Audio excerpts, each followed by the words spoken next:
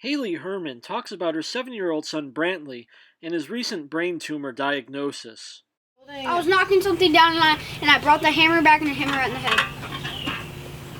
But he started having headaches after that. So we took him to the doctor a couple times because he was having headaches. And then he actually started with like the vomiting and the vision problems. And the first couple appointments, they thought maybe a concussion, but it just got worse and worse. And he got to the point where he was losing weight and he couldn't eat. He just was sleeping all the time. The headaches were like nothing helped.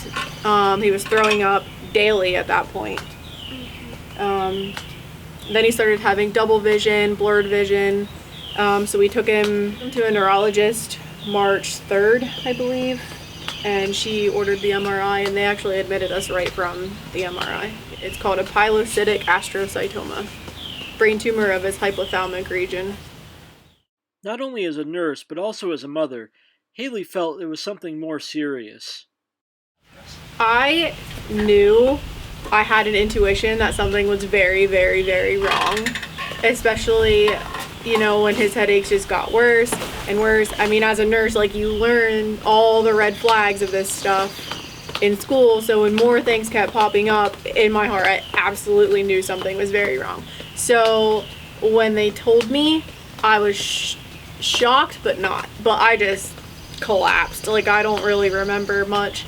So one of my very first questions when we got up there was, is this operable? Yeah. And nobody really knew, because at that point they just labeled it as an optic pathway glioma. So that could mean it was stemming from the optic nerve, the hypothalamus, anywhere in that region. So at that point we weren't even sure what, where it was coming from. So they told us if it was optic nerve related, they were not going to be able to do much. So when they got in there and found out it was hypothalamic, even still, they were only able to get 30% of the brain tumor. They didn't get a whole lot out. But the problem with Brantley, why he was having all those symptoms, is he had pretty severe hydrocephalus and intracranial pressure.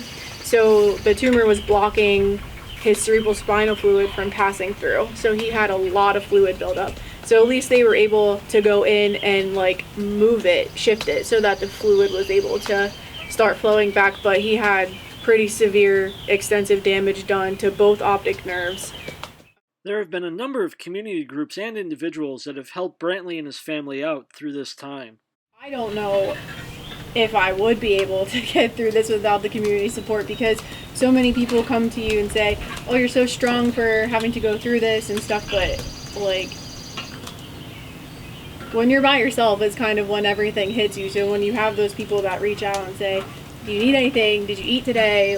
Do you and the kids need anything? I mean, we've had people bring us meals, drop off care packages for the kids. I don't know what I would do if we didn't have such a big community support behind us. It's just when there's a time that comes where, especially now in the world, where everything is not always sunshine and rainbows, even in a really terrible situation, people show up, and there's still a lot of good people in the world. Brantley's a normal 7-year-old boy who likes to go four-wheeling, swimming, and bike riding, but is unable to do a lot of his activities right now because of his illness. He never has anything negative to say. He never has... he gets scared, obviously, but just how he deals with everything adults don't even handle. He can't play sports. He couldn't go swimming for a while. He couldn't ride a bike, wear a helmet, get a haircut, just simple things that people take for granted. And he just, when we started chemo and he said about his hair growing back, and we're like, buddy, it's a possibility that you're going to lose all your hair. And Mom? Okay, I'll be cute bald. He just...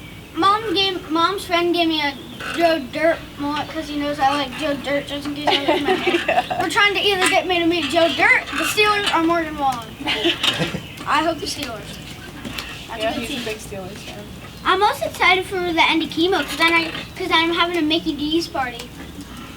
There's going to be a fountain with sweet and sour sauce, and there's going to be a chicken nugget tower.